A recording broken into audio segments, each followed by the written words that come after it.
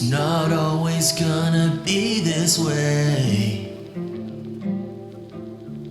Daily depressed and suicidal, you know that stirring in your chest. In a new arrival, your actions paint to wax and wane like a lunar cycle. A classic case of scatterbrain that navigates past the pain that's carrying weight and gravitates towards the tightrope. But distraction is a bottleneck to healing, a convalescent reeling, a botched attempt through odds and ends that throw me off the scent of condescending constant threats and going beyond the depth of feeling. But it's a real thing, don't leave the grief unresolved. There's a yielding between release and relief. With love and loss, it cuts across and annihilates like a tidal wave. It violates your time and space and leaves you wide awake in a heightened state of dire straits. You wanna hide away from cyberspace and isolate behind the safety net of silent places and hibernation of pints of ale. But believe this, you'll try and fail to budge, cause grief is the price to pay for love. I know that you've been through the worst.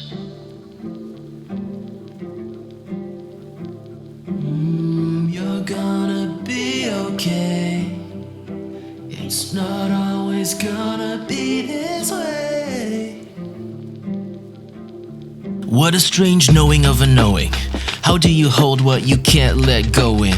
How are you homesick yet not know what home is? Can be with people and you can't be alone in your own skin. How to roll with resentment set in fragments, and everyone requires proof. Depression is a dragon, you're the opposite of fireproof. Emotional autopilot gloom, you really haven't got the slightest clue. The structure of your culture is discolored when you're twice removed from history. There's more than what you taught in your colonial course, more than just COVID and internment camps and opium wars. Racism disgracing nations, chained to the chasing of paper, complacent to the pain of generational rage against slave trades and failing to pay the wage for labor. They say it ain't the day to wake and break away and late to waste the cage's place to pace the change in the nature. In Asia, you're Australian. In Australia, you're Asian. It's displaced to the gaze of broken smoking mirrors to see two faces. I know that you've been through the worst.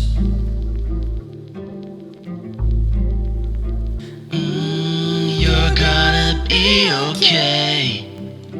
It's not always gonna be this way.